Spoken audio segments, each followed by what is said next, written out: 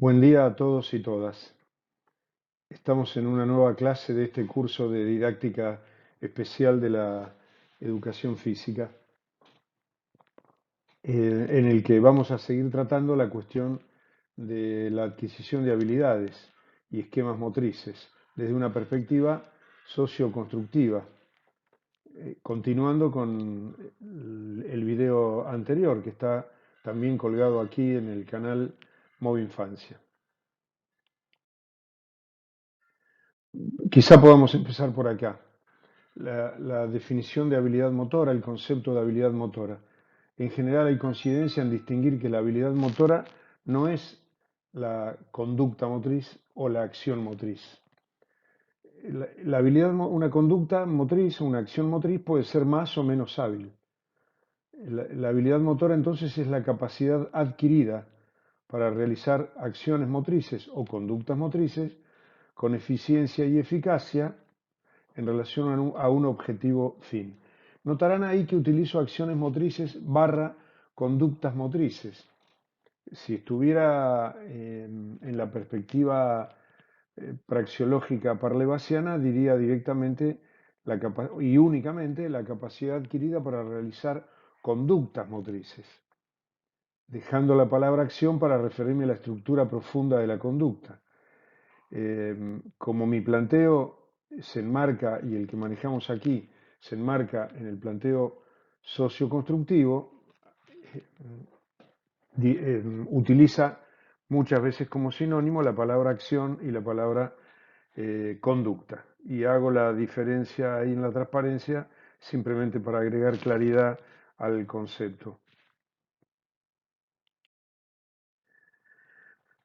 Para seguir avanzando en el concepto de habilidad motora, conviene tener en cuenta entonces algunas ideas nucleares, digamos, ¿no?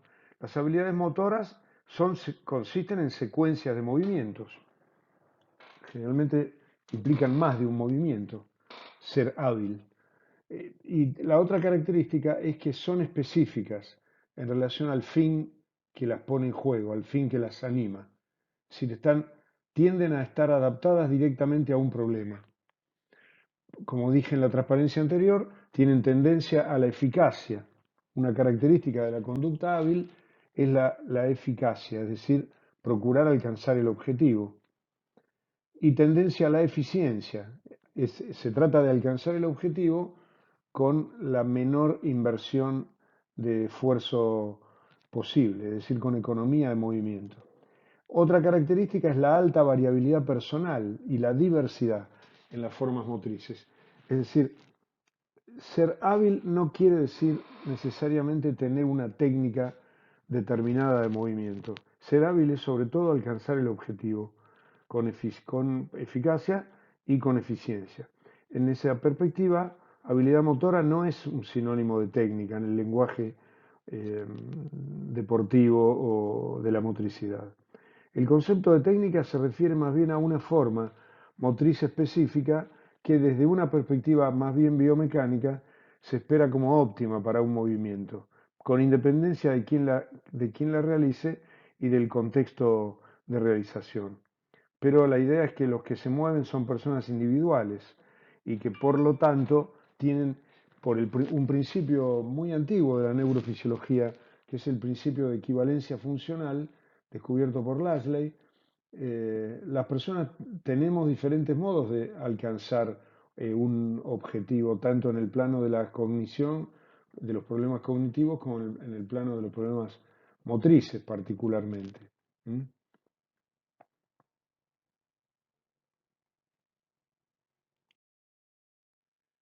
Este cuadro resume modos de clasificar a las habilidades motrices según diferentes autores. Ahí tenemos varias columnas, ¿no?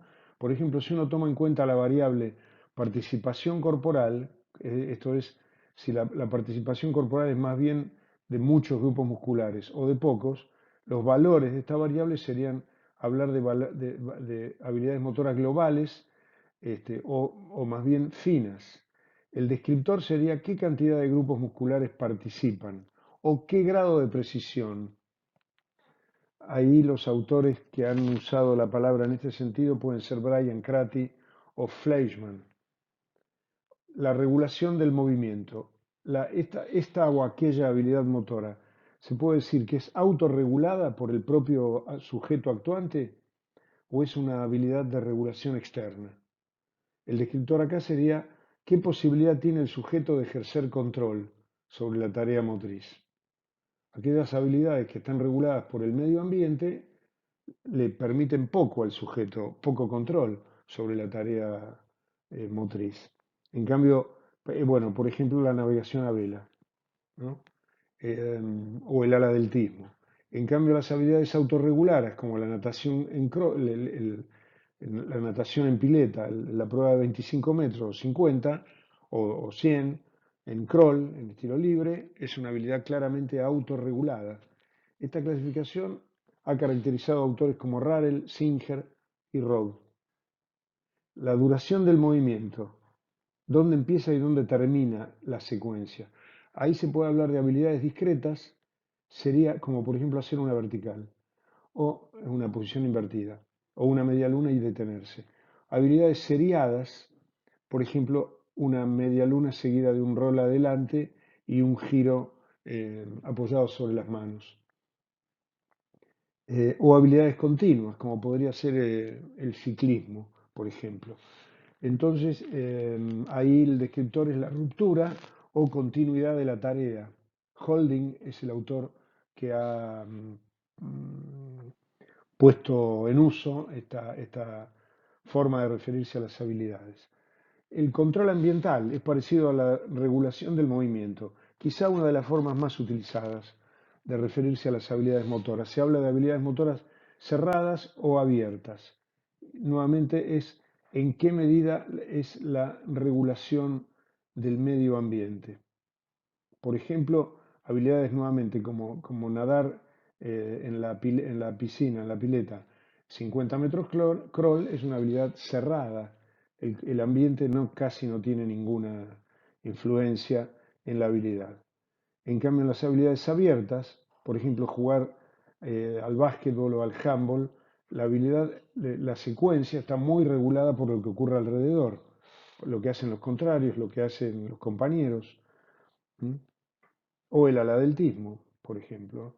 Autores como Poulton, Barbara Knapp, Whiting, Gentile y el propio Parlevas ha utilizado si bien Parlevas desarrolló mucho más esta cuestión, este, pero ha utilizado también la clasificación de cerradas o abiertas. El desarrollo curricular en Argentina y en Iberoamérica también utiliza bastante esta palabra.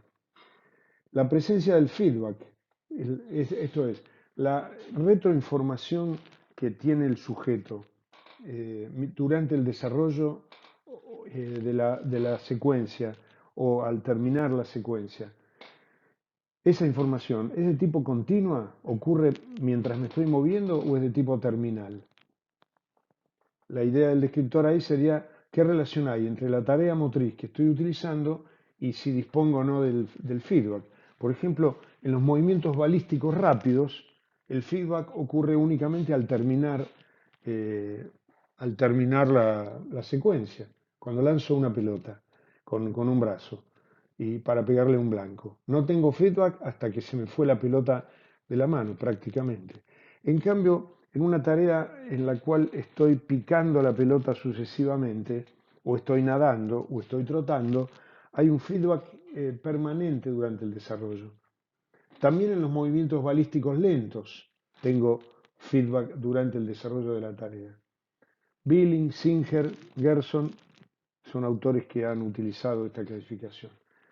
Una última variable sería la participación cognitiva.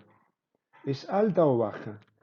La idea es, en esta habilidad, ¿hay predominio más bien perceptivo y decisional o predominio en la ejecución? Es muy importante también este modo de ver el desarrollo de una secuencia y de una habilidad motora. Autores como el muy famoso Fitz, Posner y Barbara Knapp han utilizado sobre todo esta forma de analizar la secuencia denominada habilidad motora.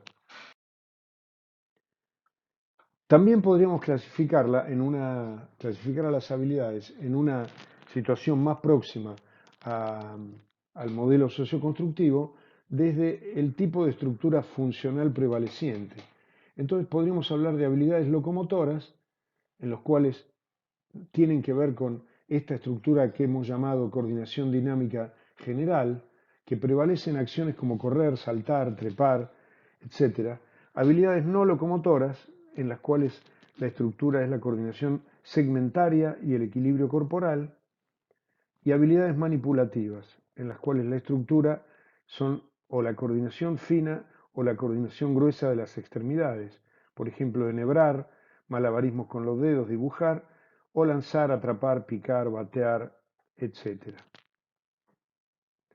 Esta forma de clasificar a las habilidades motoras está muy presente en la literatura curricular.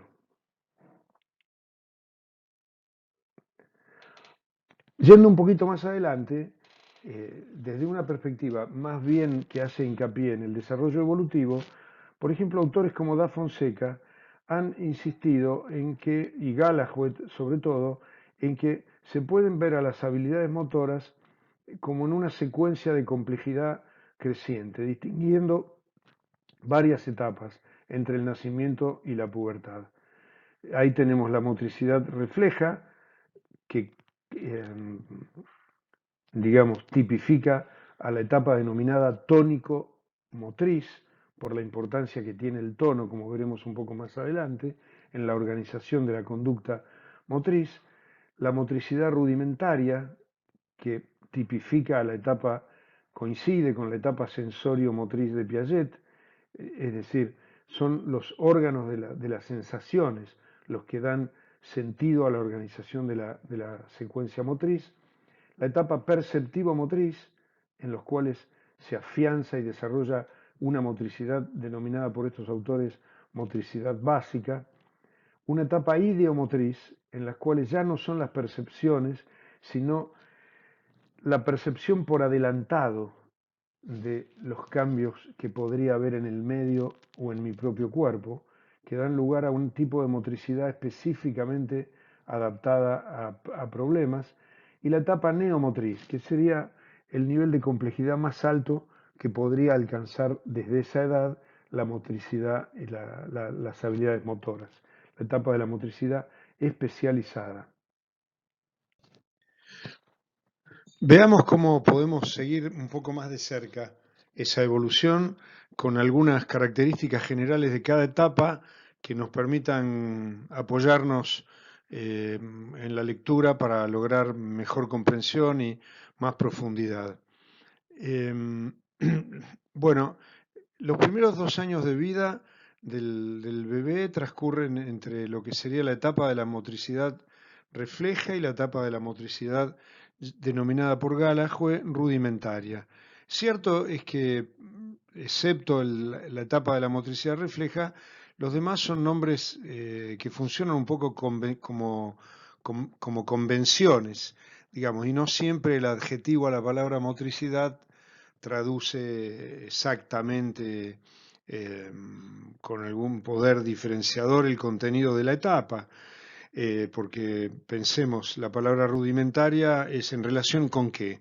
Se supone que con las etapas que siguen, pero en realidad la adquisición de la motricidad en esta etapa es un enorme progreso con respecto a la etapa anterior, así que aceptemos estas convenciones para poder mirar con un poco más de precisión la evolución motriz y comprender el sentido de su dinámica, que es lo que cuenta, ¿no? El sentido de su dinámica, no tanto los detalles de la dinámica, porque es el sentido de ese proceso lo que tiene un sentido constructivo y constructivista a la vez. Entonces, durante el primer año y medio, 2 años de vida, asistimos a una superposición de estas dos etapas en realidad. El niño, según estos estudios, comienza su vida con una disposición y una batería de movimientos reflejos, es decir, de comportamientos motores como reacción a un estímulo externo. Sin embargo, a partir de los trabajos de Ajuria Guerra, de Mira Stambach, de Wallon también, en realidad hay que distinguir en estos primeros meses de vida tres tipos de comportamientos en lo que se ha denominado la motricidad refleja. Bueno, por un lado los comportamientos reflejos como tales, que son, por ejemplo, el reflejo de Moro, el reflejo de prensión, el reflejo de succión, el reflejo de marcha, el reflejo natatorio y el reflejo de apnea en los primeros 3-4 meses de vida, algunos de ellos presentes prácticamente desde el nacimiento. Pero también comportamientos no reflejos, como por ejemplo los comportamientos motores masivos o localizados. Es muy interesante lo que dice la bibliografía piagetiana, sobre todo al respecto de los comportamientos no reflejos, porque indican que desde el momento del nacimiento el ser humano no es únicamente capaz de reaccionar ante un estímulo, sino que también es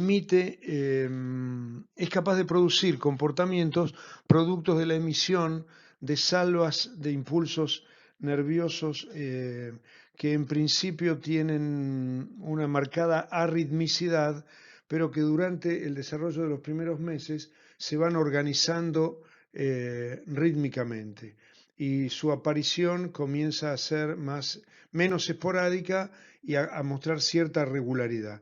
Por ejemplo, en los comportamientos motores localizados, el abrir y cerrar la mano sin que ningún estímulo estimule justamente el reflejo de prensión. O extender al mismo tiempo los brazos y las piernas sin que haya ningún ruido ni ningún estímulo exterior que lo provoque. Para la teoría del constructivismo serían los primeros indicios de cierta autonomía del sistema nervioso frente a la concepción refleja, digamos, ¿no es cierto?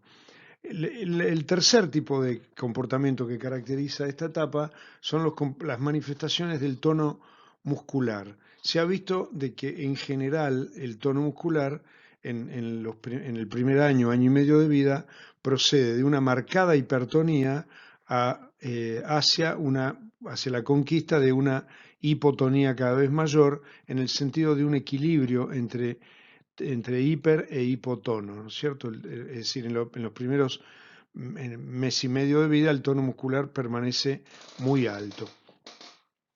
De tal modo que durante los primeros 4 meses aproximadamente el comportamiento es fundamentalmente está dominado por estos tres tipos de manifestaciones que constituyen la motricidad refleja. Y alrededor del cuarto mes comienzan, ya lo veremos en otra transparencia, los primeros esquemas sensorio-motrices voluntarios. Alrededor del cuarto mes comienza entonces la motricidad voluntaria rudimentaria. Probablemente la extensión de la cabeza hacia arriba cuando el niño está en posición ventral, generalmente buscando la figura, la voz o el olor de la madre.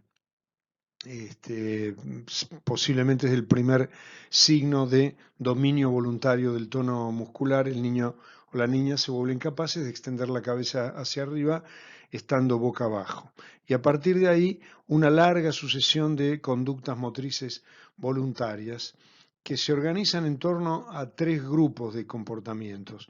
Comportamientos relacionados con la evolución de la aprensión, de la postura erecta y comportamientos relacionados a la larga con la marcha. Todos estos comportamientos tienen unas características de estabilidad. En todos se muestra una reducción progresiva de la base de sustentación del cuerpo, acompañada de un descenso cada vez mayor del centro de gravedad. En todos, particularmente en la postura erecta y en la marcha, aparece un predominio flexor de entrada que evoluciona hacia un equilibrio flexo-extensor en relación con el tránsito de la hipertonía a la hipotonía. En todos, sobre todo en la aprensión, aparece una progresiva independencia de los miembros superiores y una maduración córtico-espinal, es decir, o cefalocaudal, es decir, que va de los grupos musculares cercanos a la cabeza hacia los grupos musculares de los pies y las piernas en última instancia. Y la característica de que en los desplazamientos la posición de la cabeza y la dirección de las pupilas son las regentes de los desplazamientos en asociación con el tacto. Basta con que el niño vaya y la niña vayan gateando, basta con que aparezca una superficie rugosa para que la dirección de la cabeza se oriente hacia la superficie sobre la que se ha apoyado la mano. El estadio que sigue, también denominado por Gallagher motricidad básica, abarcaría la etapa que va de los 2 años hasta los 6-7. Gallagher distingue 3 estadios, inicial, elemental y maduro. Los criterios para establecer la permanencia en un estadio y el otro también pueden ser un poco arbitrarios, pero de un modo general, personalmente, desde el punto de vista, aplicando más bien la teoría del esquema acá y de los programas motores generales de Smith, diría que en estos 3 estadios el progreso motor va en el sentido de el aumento de la fuerza absoluta en un movimiento, de la duración absoluta, de la precisión, de la amplitud, también del ajuste postural al objetivo de la acción, del encadenamiento rítmico, phasing, de la fuerza relativa y de un dominio progresivo del orden de los eventos, además de las características que ya veníamos señalando de la etapa anterior, lo del el equilibrio flexo-extensor y el progreso de la maduración cefalocaudal particularmente. Esta, diría, como característica principal, sería una etapa de aprendizajes de estructuras de clases de movimiento, en palabras de Smith, de muchos programas motores generales, estructuras de clases o familias de movimientos. El estadio que sigue entre los 7 y los 11 años es el estadio de la motricidad específica, en el sentido de que los programas generales de movimiento adquiridos durante la etapa anterior comienzan a especificarse en función de problemas cada vez más concretos, generalmente problemas que además están relacionados con la codificación motriz provenientes de la cultura. Problemas que también existían antes, pero que sin embargo el niño y la niña enfrentaban con estructuras generales, patrones motores generales, programas motrices generales. En esta etapa los autores notan una capacidad del sujeto para especificar y ajustar esos programas motores al problema planteado en cada oportunidad. Se podrían distinguir 2 momentos, un subestadio transicional y un subestadio específico propiamente dicho. El subestadio transicional se caracteriza más bien por la posibilidad de formar nexos entre habilidades motoras básicas. Si la etapa 7, 8, 9 años, el anexar rítmicamente, por ejemplo, al esquema de la carrera y el salto, al de la carrera y el lanzamiento, al del saltar y atrapar, al del saltar y detener, al de correr, saltar y atrapar, por ejemplo, o al de correr, saltar y girar, siempre sin interrupción rítmica entre las 3 fases de la habilidad, sería una característica de este subestadio. Por supuesto que algunas de estas conductas combinadas son más pioneras que otras, por decirlo de algún modo, comienzan antes. Cuanto más antiguas en la filogenia pareciera que, digamos, menos impronta cultural, más temprano comienzan. Por ejemplo, el nexo entre la carrera y el salto es un nexo claramente que uno puede encontrarlo antes en niños y niñas que el nexo entre correr, saltear y atrapar. Desde la pubertad hasta los 11, 12, 13 años pareciera haber un subestadio de especificación en el cual las habilidades anexadas en la etapa anterior comienzan a especificarse en los detalles en relación con actividades culturalmente codificadas, por ejemplo, los deportes o los diversos tipos de de danzas. Generalmente en esta etapa ocurre la adquisición global de las técnicas del deporte, o pueden ocurrir si la cultura ofrece motivos para hacerlo. Esta adquisición global no consiste más que en el ajuste espacio-temporal de las acciones al objetivo de las tareas impuestas por el reglamento, los códigos o las tradiciones.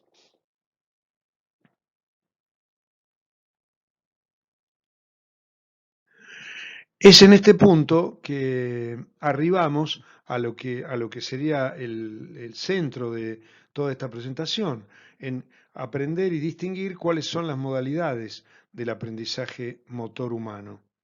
Y distinguimos en esta aproximación socioconstructiva básicamente tres modalidades de aprendizaje motor del ser humano, que son el ensayo y error, el insight y el aprendizaje por representación o por interiorización de los modos de actuar, o también podríamos decir el aprendizaje inteligente, aunque no es una buena expresión porque aprendizaje inteligente también son las dos formas anteriores.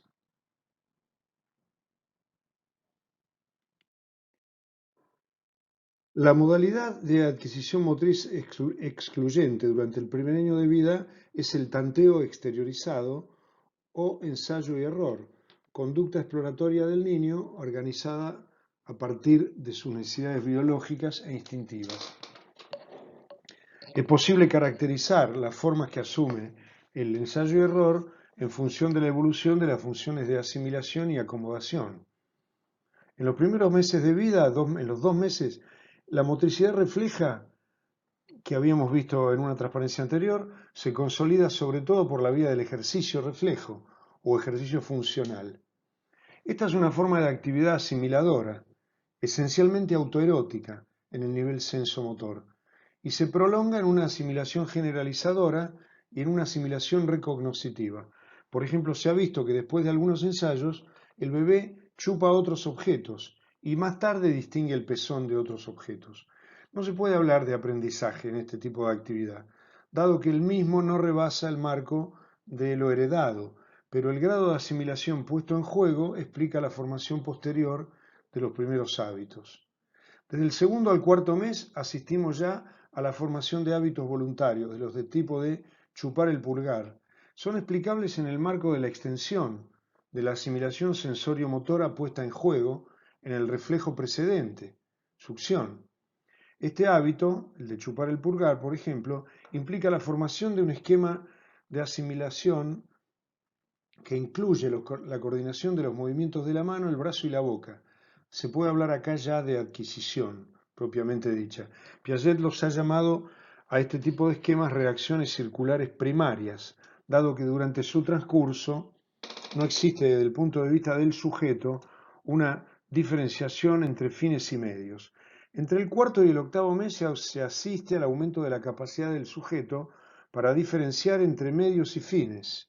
Piaget toma este criterio, la diferenciación entre medios y fines, como indicador de actividad inteligente, es decir, Piaget sitúa el nacimiento de la inteligencia misma en este periodo que va entre el cuarto y el octavo mes. En efecto, el niño de esta edad puede tirar de un cordón que cuelga de un juguete para que el juguete suene y haga un ruido que lo atrae. Si a continuación se le cambia el juguete y se cuelga un cordón notoriamente separado del nuevo juguete, pero a su alcance, el niño buscará el sonido del juguete intentando tirar del cordón, lo que constituye un principio de diferenciación entre medios y fines. Entre los 8 y los 12 meses se afirman el niño y la niña en su capacidad para establecer relaciones causales entre los medios y los fines perseguidos, aunque todavía los medios se toman de los esquemas conocidos. En el quinto estadio, entre los 12 y los 18 meses, el niño y la niña adquieren la capacidad de buscar medios nuevos por diferenciación de los esquemas conocidos. Y al final del estadio, que marca ya la finalización del periodo sensorio-motriz para Piaget, los niños y niñas se vuelven capaces de encontrar medios nuevos. Pero, ¿qué cosa ocurre acá? Ya no por ensayos y errores exteriorizados, por tanteos exteriorizados, sino por combinaciones interiorizadas que corresponden a un incipiente mecanismo de comprensión súbita, repentina o insight, el descubrimiento de la psicología de la Gestalt.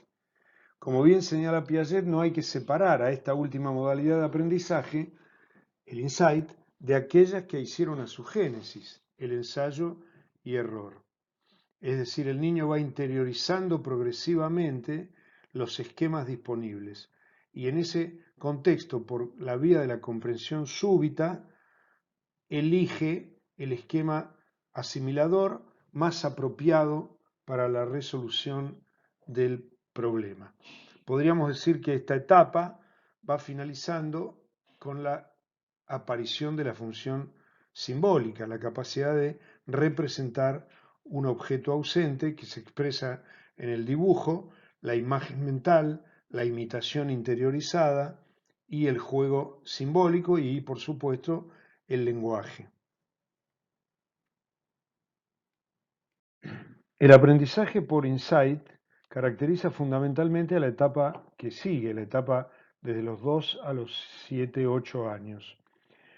En esta modalidad, en el insight, aclaremos, no es que desaparezca la modalidad de aprendizaje del ensayo y error, sino que a partir de los 2 años aproximadamente el niño y la niña disponen entonces de una nueva modalidad mientras coexiste con la anterior. El aprendizaje en este caso, en esta modalidad, existe una conciencia más o menos clara progresivamente durante el crecimiento del fin de la acción y paralelamente en algún momento del desarrollo de la acción motriz el sujeto comprende la situación problema. Esto significa que pone en sintonía por la vía del tanteo interiorizado lo que él percibe acerca de la estructura de la situación con los esquemas disponibles, que más se asemejan a la solución que la situación le pide.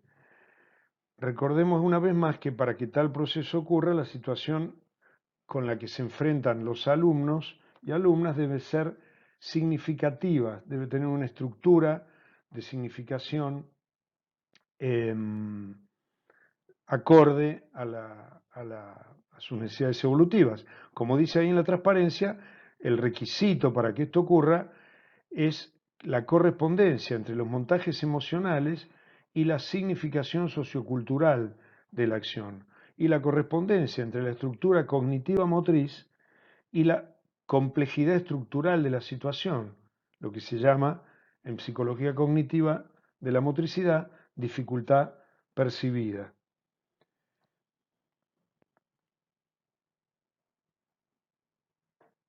En el comienzo de la etapa de la motricidad básica, el insight se explica sobre todo por el comienzo de la posibilidad de interiorizar la coordinación entre esquemas.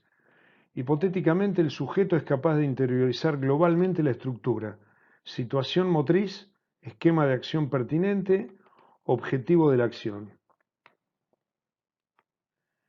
En la internalización de esa estructura, para el niño y la niña permanecen todavía vagos y difusos los detalles de la estructura del esquema.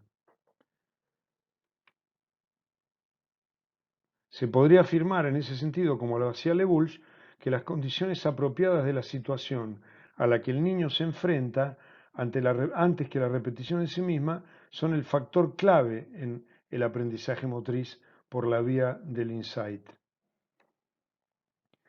Ahora bien, las situaciones para poder ser disparadoras del aprendizaje tendrán que tener isomorfismo estructural con las estructuras actuales y disponibles en el niño y la niña, poniendo en juego fundamentalmente la función de asimilación. En palabras de Vygotsky, la correspondencia estructural debería plantearse en términos de correspondencia entre la tarea y la zona de desarrollo real del alumno. Es decir, debe haber similitud de complejidad estructural entre la tarea presentada y las estructuras disponibles cognitivo-motrices del alumno, lo que Vygotsky llamaría la zona de desarrollo real.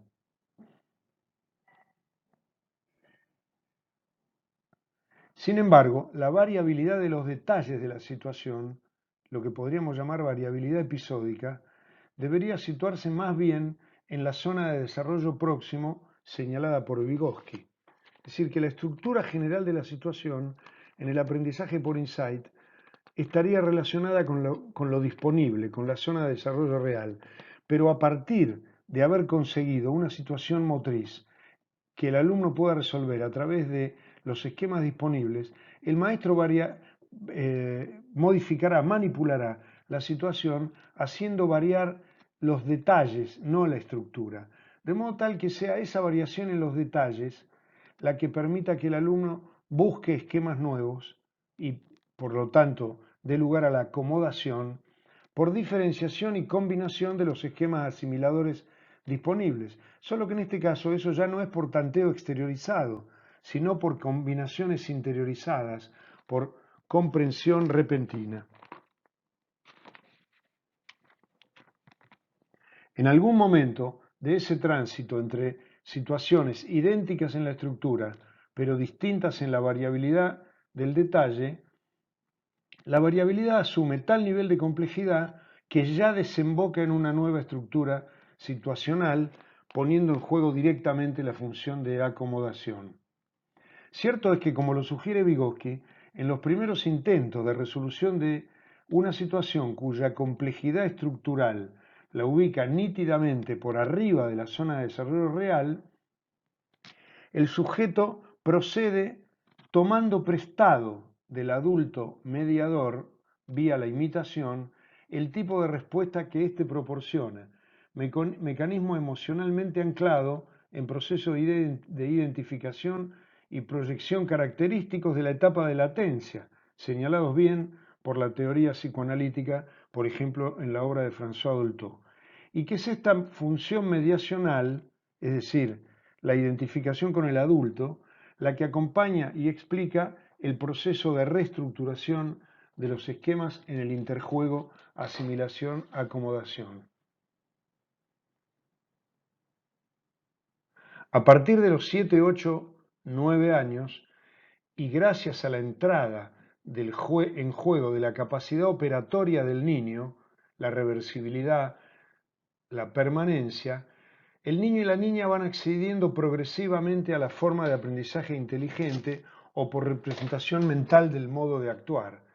Las características dinámicas y anticipadoras de la imagen del cuerpo son las que posibilitan este paso en el plano de lo psicomotor, gracias al paso al cual el sujeto puede intervenir modulando conscientemente sus respuestas motrices antes o durante el desarrollo del acto. Es decir, los niños y niñas se vuelven capaces de modificar el esquema motriz a utilizar, interiorizando los detalles de los actos motrices. Por ejemplo, tiene más sentido acá a esta edad la consigna en la enseñanza del estilo crawl, con los niños flotando en el agua, tomados del borde, estiren las piernas o no flexionen las rodillas, o mientras patalean roten los pies hacia adentro, hacia adentro. Consignas que serían un tanto inútiles o absurdas alrededor de los 5 o 6 años y que, sin embargo, debo decirlo, se usan mucho.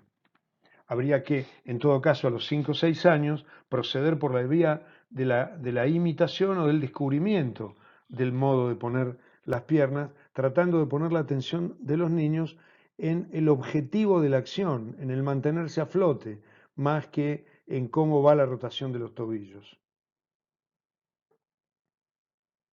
Nuevamente habría que aclarar, no es que a partir de los 7 o 8 años desaparece el aprendizaje por insight, sino más bien que el ser humano dispone ahora de un nuevo modo de aprendizaje. Ante la pregunta, pero todos los seres humanos deben, otra cosa que ha confundido a aquellos que se han acercado a leer el campo del aprendizaje motor, la transferencia, etc. ¿Qué es lo que ha confundido? La rigurosidad en la evolución de las etapas, pero no es que la postura psicogenética plantea una evolución obligatoria. Digamos que hay sujetos y sujetas que por sus características personales, individuales, por el tipo de interacción que tienen con el medio, este, el estado relativo de los factores de ejecución, la flexibilidad, la fuerza absoluta, la fuerza relativa, la capacidad rítmica, etcétera, no necesitan modificar los esquemas por la vía de la interiorización consciente, es decir, por la vía del aprendizaje por representación mental, sino que simplemente con el aprendizaje por ensayo y error o el aprendizaje por insight, generalmente este es el piso, aprenden a solucionar y aprenden todas las respuestas necesarias para desempeñarse en aquel tipo de práctica corporal y motriz en las que necesitan. De este modo uno puede ver a un niño de 5 o 6 años resolviendo gran parte de las habilidades necesarias para jugar al básquet o al fútbol, puesto que eh, en el balance de sus capacidades cognitivas, físicas, motrices, le basta y de sobra inclusive con el aprendizaje por insight. Habrá que elevar el nivel de complejidad de la situación para apelar al aprendizaje por interiorización consciente. De hecho, un jugador de fútbol o de básquetbol de alto rendimiento no puede en general aprender una, una jugada colectiva, digamos, en el orden táctico, si no es apelando a la reflexión sobre lo que hay que hacer, es decir, al aprendizaje por interiorización consciente. Aunque muchos de los detalles del movimiento en cuestión permanezcan en el nivel del insight. Ya conocen ustedes las declaraciones del propio Messi, ¿no? En el sentido que dice que muchas de las jugadas que hace las ha aprendido viendo una y otra vez videos y particularmente jugadas de la Play. Habrá que ver en qué momento ahí operaba el insight o en qué momento el aprendizaje por interiorización mental. Habría que distinguir acá también, sin dejar pasar la transparencia, entre el esquema estático y el esquema dinámico. Porque en el aprendizaje por insight, el niño, por ejemplo, se le plantea a un grupo de niños y niñas que corran y saltan una soga. Es de suponer que en ese momento el niño tiene una representación mental del cuerpo pasando por arriba de la soga, no una representación mental tipo foto, es decir, un esquema prácticamente estático de sí mismo, para poder acometer la acción. El objetivo de la acción es pasar por arriba de la soga. En el aprendizaje por interiorización del modo de acción más complejo, el niño ya dispondría de una película por adelantado de sí mismo corriendo y saltando. Es en ese nivel donde tiene sentido la frase y la consigna: ¿pueden saltar la soga picando con un pie y cayendo con el mismo? Consigna que no tendría sentido este, antes de la etapa operatoria, ¿no? A los 4 o 5 años. Etapa en la que sí tendría sentido la consigna: vamos a jugar a correr y saltar la soga. ¿Podrán hacerlo sin tocarla? En relación con esta cuestión está también la evolución de la construcción del conocimiento sobre el propio cuerpo y las imágenes que tenemos sobre el propio cuerpo. Si nos acercamos a través de los medios que disponemos acerca de cómo investigar el progreso en la construcción de la imagen del cuerpo, y ya veremos si se acercan a ese texto, veremos que ahí hay diversos elementos de mucha complejidad e interés. Una cosa son las imágenes conscientes, otras son las imágenes fantasmales o inconscientes del propio cuerpo, etcétera. Pero en síntesis, los que se han acercado al estudio de ese proceso admiten por lo menos en la infancia la existencia de tres etapas. Una etapa que coincide con el periodo sensorio-motor y termina con la aparición de la función simbólica, en el cual el niño y la niña van haciendo una construcción de sí mismos que sobre todo implica la conquista de lo que podríamos llamar el yo corporal alrededor de la aparición de la función simbólica. Es decir, en esta etapa los niños pasan de una simbiosis en el momento del nacimiento y el primer mes de vida con el cuerpo materno y con el mundo en general, a una delimitación de los objetos del mundo y del cuerpo materno del propio cuerpo. Si uno investiga la evolución de la figura humana entre el nacimiento y los 6-7 años, encuentra justamente que la etapa de conquista del primer monigote, digamos, del primer encerramiento del círculo con el lápiz en el papel y la posterior aparición de señales de algunas manchas que representan a los ojos, posteriormente a las extremidades, en forma muy embrionaria justamente, esto tiene que ver con la construcción del yo corporal, hecho también evidenciado en distintas formas de psicosis. En niños más grandes, una de las dificultades es la imposibilidad de delimitar y percibir el propio cuerpo, por ejemplo, en la esquizofrenia, de percibir y delimitar el propio cuerpo del mundo, ¿cierto? Y también en sujetos que padecen estas enfermedades mentales, la dificultad para representarse a sí mismos con un contorno delimitado. No es este el campo de esta discusión. A partir de la aparición de la función simbólica y hasta los 7-8 años, los niños y niñas parecen construir una imagen estática de sí mismos, coincidiendo con la etapa preoperatoria de Piaget. Los niños organizan la imagen del cuerpo en relación con las percepciones táctiles, sensoriales, visuales y auditivas que tienen de su cuerpo. De tal modo que alrededor de los 6-7 años, en general, los niños disponen de una imagen estática de sí mismos. Por ejemplo, pueden situar su cuerpo en el dibujo en el marco del eje vertical y del eje transversal, es decir, que acceden a lo que sería la orientación del cuerpo en el espacio. La orientación del cuerpo en el espacio, para muchos estudios, es la precondición, que tienen mucha evidencia, es la precondición del acceso a la escritura y a la lectura, la orientación del cuerpo en el espacio. Y de hecho, en muchas alteraciones de la lectura y la escritura, se encuentran asociaciones con una dificultad para dificultades en la organización del cuerpo en el espacio. Bueno, hay que seguir esa literatura más de cerca en otro contexto. Ahora, sin embargo, a los 6-7 años los niños aún no pueden operar con las imágenes del propio cuerpo en el espacio. Pueden decir que el cuerpo es más alto o más bajo o más ancho o más chiquito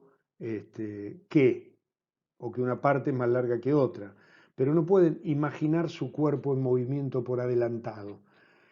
Esto es posible en la etapa, coincidiendo con la etapa operatoria de Piaget, por las relaciones de reversibilidad y permanencia.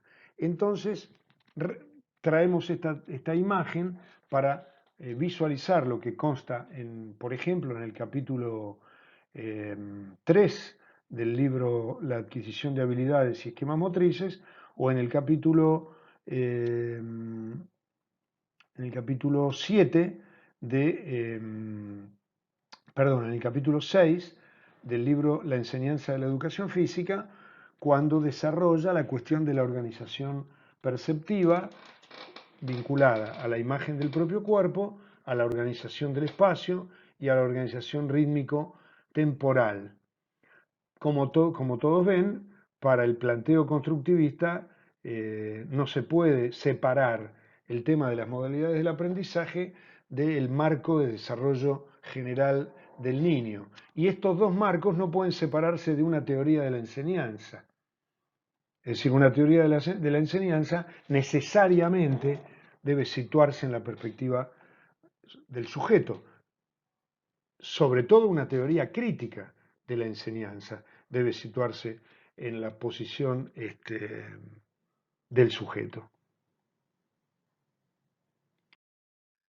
De tal modo que uno puede establecer una correspondencia entre las modalidades del aprendizaje motor y las etapas sucesivas en la complejidad de la construcción de la imagen del propio cuerpo, según la ha seguido sobre todo eh, a partir de la obra de Schilder, ¿m? Imagen y apariencia del, del cuerpo humano.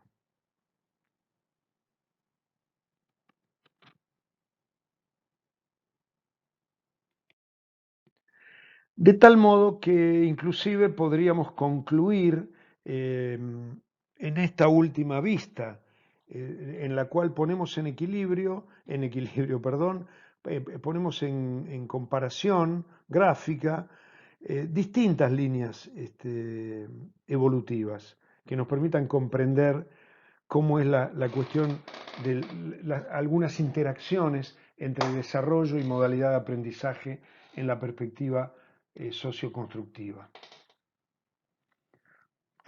Todas en función del proceso general de equilibración cognitiva que propone la psicología genética y la psicología y la ciencia cognitiva hoy día, ¿no? Entonces tenemos arriba las etapas propuestas por Piaget, un poquito más abajo las etapas de construcción de la imagen del propio cuerpo, luego las etapas de construcción de la propia motricidad y finalmente las etapas o modalidades del aprendizaje motor en esta perspectiva.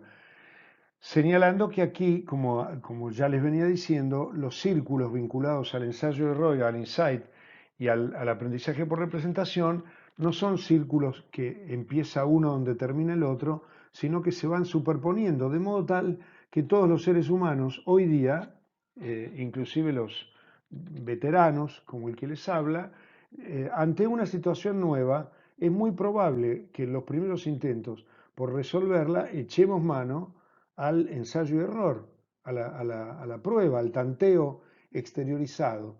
Pero una vez que hayamos conseguido cierta información de la dialéctica entre el medio y nosotros mismos, suprimamos algunos tanteos por comprender súbitamente la,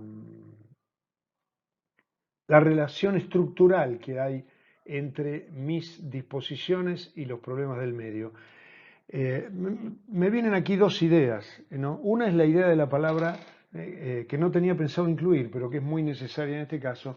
Esa es la idea y el concepto de la palabra affordance. Affordance.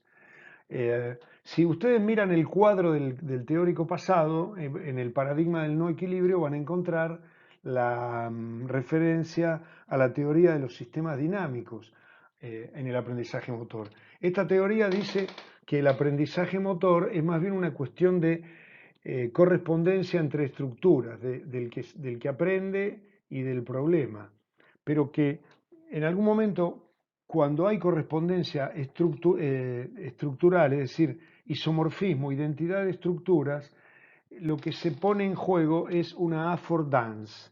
Una affordance sería un principio de adaptación coordinativa de la persona al problema. Bueno, independientemente de la valoración que haga yo personalmente de la teoría de los sistemas dinámicos en algunos aspectos vinculados al aprendizaje motor y en otros, el concepto de affordance es interesante. Hasta donde yo sé, no explica el mecanismo por el cual se conquista la affordance. Eso es lo que quiere decir con la valoración. En cambio, el planteo socioconstructivista intenta explicar el mecanismo de llegada o de conquista a la affordance. Y la affordance vendría a ser esta cuestión, esta correspondencia de estructura. En algún momento yo esta correspondencia de estructura la voy encontrando por ensayo y error, como cuando era estudiante de gimnasia artística en el primer año del Instituto de Educación Física y una y otra vez me tenía que subir a la barra a la barra, justamente para realizar la secuencia que me querían enseñar. Y ahí se iban lastimando y desgastando mis manos y el profesor una y otra vez me decía que la cadera en el kip de frente tenía que pegar el impulso en el momento de pasar y yo una y otra vez lo intentaba. En algún momento la experiencia propioceptiva, visual y táctil eh, acumulada permitía que yo comprendiera el momento exacto en que tenía que pegar el impulso pelviano para poder hacer en la, el kip en la barra. Y estaba ante el aprendizaje estaba en ese momento ante la affordance, el aprendizaje por insight, por una comprensión repentina. Pareciera que no es posible el aprendizaje por insight sin intentos de ensayo y error previo cada vez que estoy ante un problema nuevo, completamente nuevo. Pero depende de cuánta experiencia previa tenga yo en ese tipo de aprendizaje para acotar la cantidad de ensayo y error ante un aprendizaje. Porque claro, el aprendizaje por insight es más económico, ¿cierto? Diría, Arquímedes se debe haber bañado muchas veces en la vida. ¿Entienden la metáfora? Que no es no es tan metáfora, bastante directo, porque fue posiblemente la primera experiencia de aprendizaje por insight acreditada en la historia. El descubrimiento de Arquímedes acerca de su principio, que no se llamaba de ese modo hasta ese momento. ¿eh? Que la cantidad de agua que desagota un sólido, etcétera, etcétera. Pero pudo formular la ley. En el aprendizaje por insight ocurren muchos mecanismos por debajo del nivel de la conciencia, como ocurre en el principio de Arquímedes y como ocurrió para los psicólogos de la Gestalt cuando lo descubrieron. Descubrieron que un mono en particular, dentro de los 4 o 5 que estaban en un laboratorio, en el cual había comida colgada, eh, no iba directamente a la comida en un momento, sino que se alejaba de la situación y jugaba, por decirlo de algún modo, con otros con materiales, con mesas, con cubos, con sillas. Y en un momento dado, casi se desmayan los observadores cuando vieron que este sultán, así se llamaba, agarra varios de los materiales, los pone uno arriba del otro y se sube para conseguir la comida. Entonces la conclusión es que no todo el aprendizaje ocurre por ensayo y error, que hay un aprendizaje más evolucionado, que es el aprendizaje por comprensión repentina. ¿Mm? Bueno, y otro, quizá no tan económico, pero que implica otros mecanismos más refinados, que es el aprendizaje por representación interiorizada, es decir, por ejemplo, cuando me dicen, flexiona más el codo mientras estoy nadando, tengo que poder representarme mi codo en movimiento. Pareciera que para poder hacer esto hace falta estar muy cerca o ya en la etapa operatoria como mínimo.